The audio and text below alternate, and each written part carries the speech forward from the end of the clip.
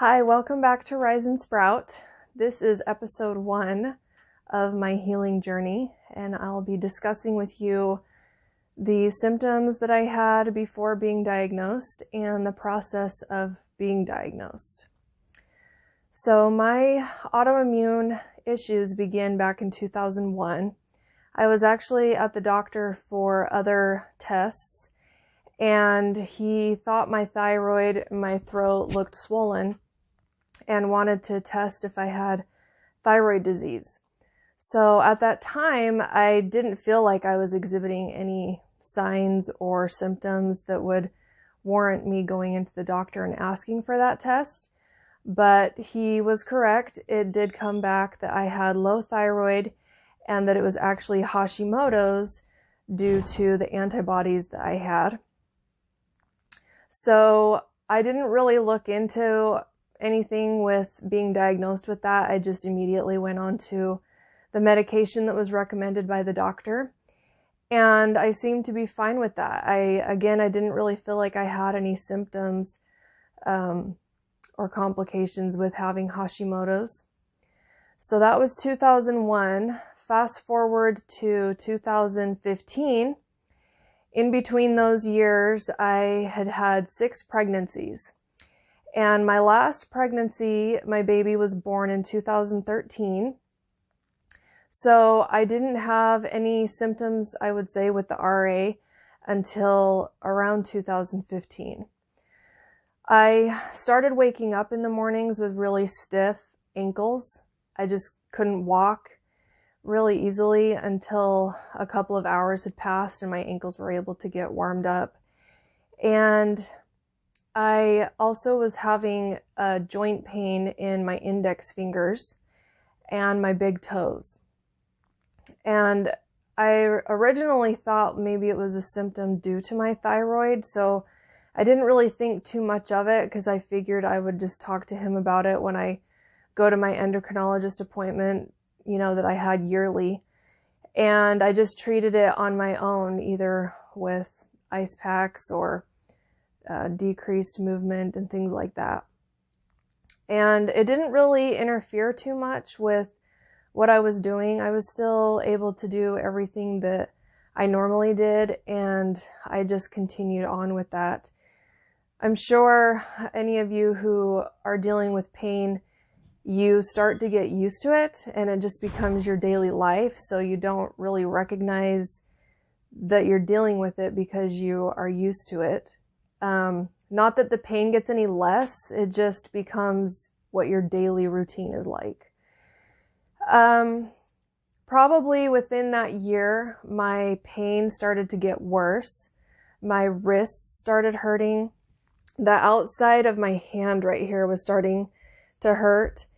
And I knew that at this point it probably wasn't my thyroid. It wasn't probably something that I was doing at the gym, because I kept bringing it up to the chiropractor, that my fingers were hurting. I don't know if I strained it at the gym or something, but eventually it was my big toes were really hurting excruciatingly. I couldn't wear certain shoes.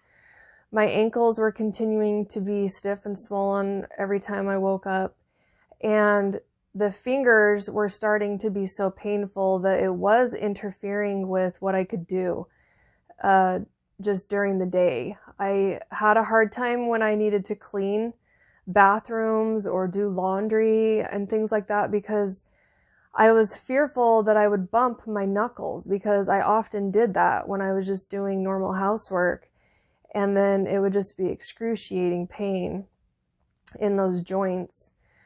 And I was also having to make a lot of modifications at the gym. I discussed this in the last video. I couldn't do a lot of the normal exercises that I used to be able to do. And I was constantly flaring up my wrists because I just wanted so badly to not be told I had to modify or change anything. And because my fingers were starting to hurt and the knuckles in my hands were starting to really be painful, I was losing my grip strength. I had a hard time opening jars. Even just prying open a Ziploc bag was painful. I was pretty much no longer able to do my daughter's hair anymore that involved elastics, because I just couldn't put the elastic on and then pry it open to put it in her hair. And squeezing the toothpaste, to brush my teeth was painful. So all these things I was having to start modifying or getting help in order to do them, or just not doing them at all. And it wasn't until 2017 I had gone to my endocrinologist, and he recommended that I probably needed to see a rheumatologist, that it was probably rheumatoid arthritis, and that he could refer me to a doctor. And I was still a little bit naive, so I didn't call the doctor's name that he gave me.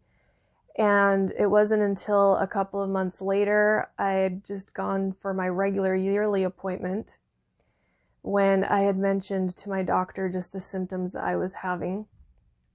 And so he ran what he called the fatigue panel. And it tests for vitamin D and B12, and it has the rheumatoid factor on there. And I think there's a few other things on there, but those are the main ones that I remember. And when he called me and said that, yes, I probably do have something, probably rheumatoid arthritis, because my rheumatoid factor came back very elevated. So he gave me a rheumatologist that he suggested. And so that's the one that I called. And I was able to get into him immediately because he doesn't process through insurance. So I was lucky in the fact that I didn't have to wait, which is normally 6 months or longer before you can even be seen by a rheumatologist. But I was able to get in immediately. And I saw him, and he ran all of my blood work. He did the CRP, the SED rate, the rheumatoid factor again. He also did the Vectra. And all of those came back high and elevated, indicating that I do have rheumatoid arthritis. He also did the physical exam. Typically with RA, the symptoms are symmetrical. If you have one big toe hurting, it's going to be on the other side as well. Same with my joints in my hands or my fingers. It's usually on both sides. In addition to all of the joint pain that I was having, I also had severe fatigue. I had to have at least one nap every afternoon. And I also had really bad brain fog. And I can't really describe it other than I just always felt like I couldn't think of things properly. My brain was not functioning properly. I couldn't think of words. I would stumble on them every time I was trying to have a conversation with people. I would forget basic words when I was talking to people. I couldn't recall them. And I also would forget things, just everyday normal activities that were on my calendar that were routine. I would forget them. And I even would write them down, and I would put them in my phone, and I would put them somewhere that I would see them, and I would still forget them. I could just not keep anything straight. And I also was having Raynaud's, which is when your hands or your feet or things react to severe temperature changes, especially cold. Mine would exhibit in my hands, my fingers, they would go stark white. All the circulation would leave them. They would look really pale and white, and it would be several minutes before the circulation and the blood flow would come back. It's really, really uncomfortable, and it can be painful, especially in the winter. So these are the symptoms that I went over with him while I was in his office. And he diagnosed me with rheumatoid arthritis and started discussing all of the medications that I could go on. And usually you start out with a certain regimen. You know, if one doesn't work, then they usually have the next one that you would start, and so on, before you get to the stronger drugs. And the drugs that they use for autoimmune diseases are not to be taken lightly. In my opinion, they have a lot of side effects. And the main mechanism that they work is in shutting your immune system down and suppressing it so that your body isn't functioning at such a high level, because for whatever reason with autoimmune, your immune system is attacking your joints. And so the medication that he recommended that I go on was Plaquenil, which is also called hydroxychloroquine. And I felt that that was definitely the best option that I wanted to start with. The side effects are very minimal. Usually the common ones are like nausea and headache and just not feeling well when you take it. And I didn't really have any of those symptoms. The other symptom that it's not super common, but it does happen, so they check for it often, is toxicity buildup in the retina, which can lead to damage in the eye and blindness. So I went on the medication, and twice a year I would have eye exams to make sure that my eyes were not having any complications from the medication. And for the most part, I didn't have any other symptoms, so I felt fine. I just continued with the medication. And I started that in October of 2017.